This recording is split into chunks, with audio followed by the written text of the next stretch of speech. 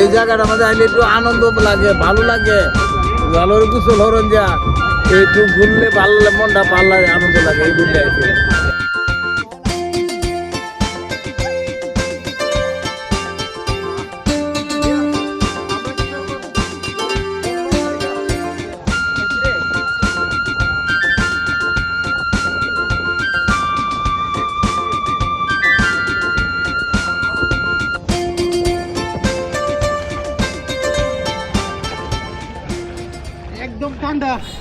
বৈশাখের আগে আর বাংলা চৈত মাসের শেষে প্রখর রোদ আর গরম থেকে একটু প্রশান্তির খুঁজে গোসলের জন্য রওনা দিলাম মেঘনা নদীর দিকে।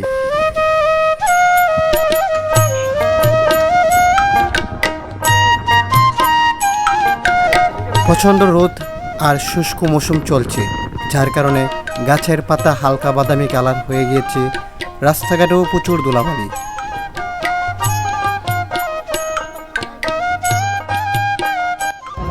আসসালামু আলাইকুম, ভৈরব বাবা ফেসবুক পেজ এবং ইউটিউবে যারা এই মুহূর্তে আমার এই ভিডিও দেখছেন সবাইকে জানাই আন্তরিক শুভেচ্ছা ও প্রীতি ভালোবাসা।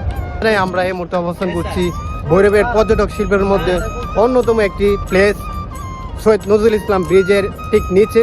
এখানে আসার একটি উদ্দেশ্য হচ্ছে প্রচণ্ড গরম পড়েছে, অনেকটা শুষ্ক মৌসুমের মধ্যে কিন্তু গরমে অনেকেই বের হয়ে গিয়েছে। আমরা এসেছি, আমার পিছনে তো দেখতেই পাচ্ছেন মেঘনা নদী। সেই মেঘনা নদীর মধ্যে খানিকটা প্রশান্তির খুঁজে গোসল করার জন্য এসেছি। আমার বাড়ি কিশোর গোসল করা লাগে আইছি। এই জায়গাটা আমাদের আইলে একটু আনন্দ লাগে, ভালো লাগে, ভালো গোসল হরণ যা একটু ঘুরলে ভালো মনটা ভালো লাগে, আনন্দ লাগে এই দিনটা আইছে। তো দেখতে পাচ্ছেন আমাদের যে কিশোরগঞ্জ জেলা থেকে কিন্তু অনেক দূর দূরান্ত থেকে কিন্তু কিশোরগঞ্জ জেলা সহ নরসিংদী, তারপর হচ্ছে ব্রাহ্মণবাড়িয়া, কুমিল্লা থেকে কিন্তু এখানে অনেক লোক আসে গোসল করার জন্য। আমি আপনাদেরকে ঘুরে ঘুরে এখানকার পিছনের ভিউ এবং এখানকার পরিবেশ দেখানোর চেষ্টা করব, সাথেই থাকুন। মেঘনা বাংলাদেশের গভীরতম ও প্রশস্ততম নদী এবং অন্যতম বৃহত্তর ও প্রধানতম নদী। মেঘনার এই পারে হচ্ছে ভৈরব আর ওই পার হচ্ছে আশুগঞ্জ। মেঘনার ভৈরব প্রান্তে প্রতিনিয়ত লোকের আনাগোনা থাকে, তবে আজ বেশিরভাগ মানুষ গরম থেকে একটু আরামের জন্য দলবদ্ধভাবে গোসল করছে। ভৈরব আর আশুগঞ্জকে সংযোগ করেছে এই ব্রিজ। এই ব্রিজটির নাম হচ্ছে সৈয়দ নজরুল ইসলাম সেতু। পাশের রালগালার সেতুটি ব্রিটিশরা করেছিলেন।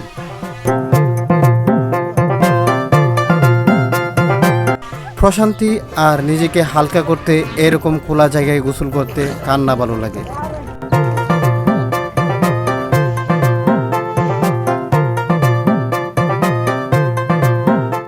যারা ভৈরব এবং ভৈরবের আশেপাশে আছেন তারা এখন কিন্তু এইরকম ওয়েদারটা খুব নিমিষে আরামে কিন্তু উপভোগ করতে পারেন।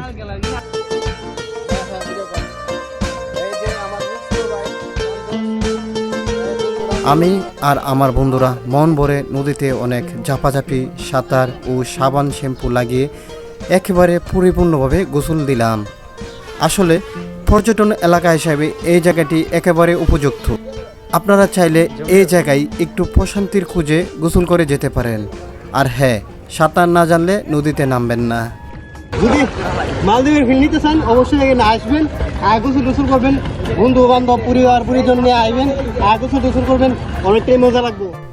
আজকের ভিডিও এতটুকুই। আপনারা যদি আমার ফেসবুক পেজ ও ইউটিউবে নতুন হন অবশ্যই আমার ফেসবুক পেজটি ফলো করবেন, ইউটিউব চ্যানেলটি সাবস্ক্রাইব করে পাশে থাকবেন। ধন্যবাদ সবাইকে, সবাই ভালো থাকবেন, সুস্থ থাকবেন, আল্লাহ হাফেজ।